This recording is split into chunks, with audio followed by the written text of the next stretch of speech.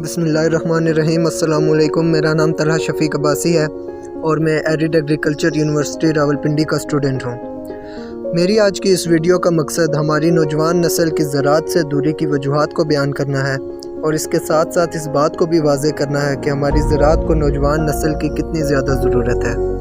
सबसे पहले अगर हम ज़राअत से दूरी की वजूहात को बयान करें तो नौजवान नस्ल इसलिए ज़राअत को नहीं अपनाना चाहती क्योंकि जब वो देखते हैं कि उनके वालिदैन और बाकी लोग सख्त मेहनत करने के बावजूद अच्छा मुनाफा नहीं कमा रहे तो ये चीज़ उन्हें ज़राअत के शोबे से दूर ले जाती है और फिर इसके अलावा उनके वालिदैन और बाकी उनके ख़ानदान के लोग भी उन्हें इस शोबे में आने से रोकते हैं।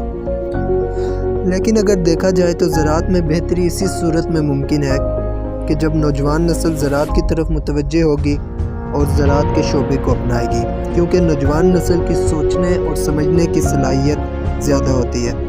जब नौजवान नस्ल ज़राअत की तरफ मुतवज्जह होगी और नई प्रैक्टिसेस और नए आइडियाज़ को अपनाएगी तो इंशाअल्लाह पैदावार में इजाफ़ा होगा और मुल्क में भी खुशहाली आएगी।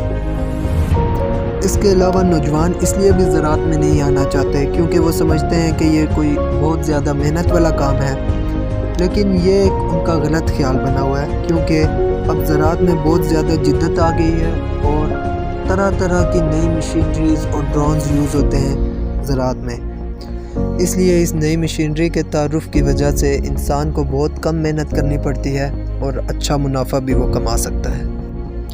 ना सिर्फ मशीनरी में जिद्दत आई है बल्कि फार्मिंग के भी नए से नए तरीके ईजाद हुए हैं, जिसमें हाइड्रोपोनिक्स एक बेहतरीन एग्जांपल है।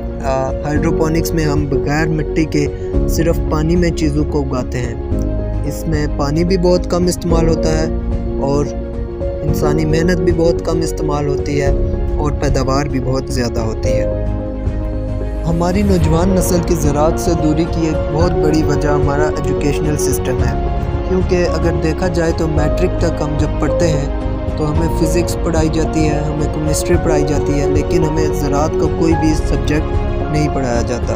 तो जब तक ज़राअत को हम अपनी प्राइमरी और मिडिल एजुकेशन में नहीं शामिल करेंगे तो नौजवान नस्ल का रुझान उस तरफ नहीं जाएगा। और आखिर में मैं बस आपसे इतना ही कहना चाहूँगा कि हमें आज ही एग्रीकल्चर की इम्पोर्टेंस को समझना होगा ताकि हमारे मुल्क की इकॉनमी भी ग्रो कर सके और हम खुद भी तरक्की कर सकें और फूड की जो इनसिक्योरिटीज़ हैं उन पर हम काबू पा सकें।